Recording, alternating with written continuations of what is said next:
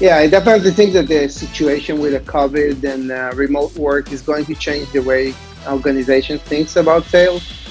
Hello and welcome to the Forecast. I'm Molly St. Louis, coming to you from my basement. Yep, this is my cat Ninja. We've all had to make this whole new remote sales world work for us, which can be tricky, especially if you're one of the millions of people who work in B2B sales and are used to in-person meetings with prospects face-to-face to walk them through value props and product demos in person.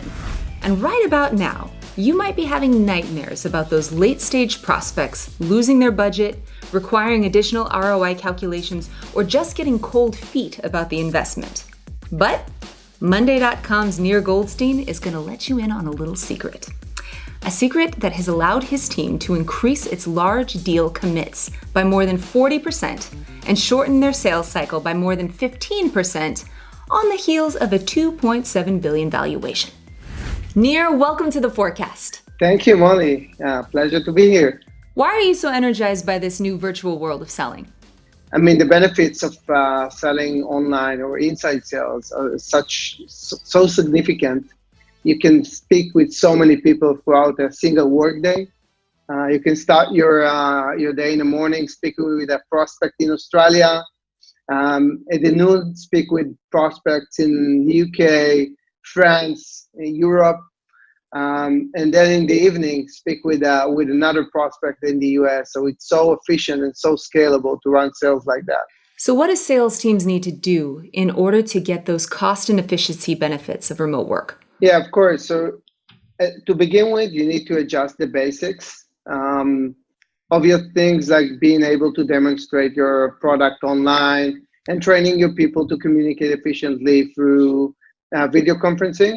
But I think that more than all, you need to create the infrastructure to allow the process to run smoothly without those handshakes and in-person meetings. I mean, mainly to set the ground for a collaborative and transparent process with your prospects. How are you and your team at Monday making sales more collaborative?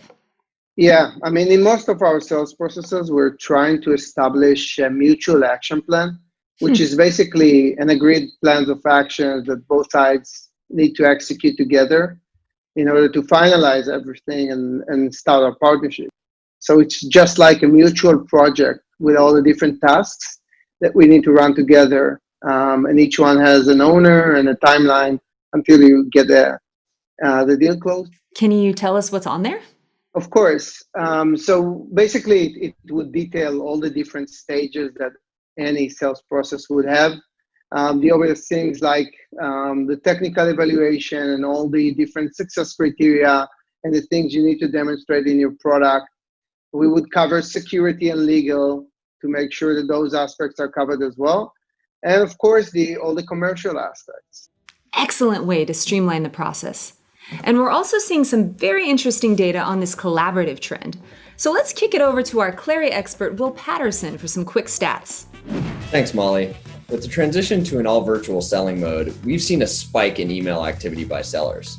Despite this, there's actually been an 8% decrease in prospect response rates compared to the previous quarter. So how do we interpret this? Prospects are overwhelmed with the deluge of online communication, but tactics like a mutual action plan can cut through that noise and make sure both sides are marching towards the same outcomes without excessive back and forth. As we all know, time is money. When you can count on your commits to actually be committed, your reps can focus on building new relationships. Back to you, Molly and Nir. Nir, it has been so great to have you with us, but before we let you go, I've got to ask the million-dollar question. What is your forecast for the future of remote sales? Well, I definitely think that inside sales is here to stay. I really think that this entire situation have really gone and made a change in the way traditional sales organizations are perceiving sales, and they would be more open to at least push some of the sales processes remotely. And I also think that buyers would be much more open to purchase remotely.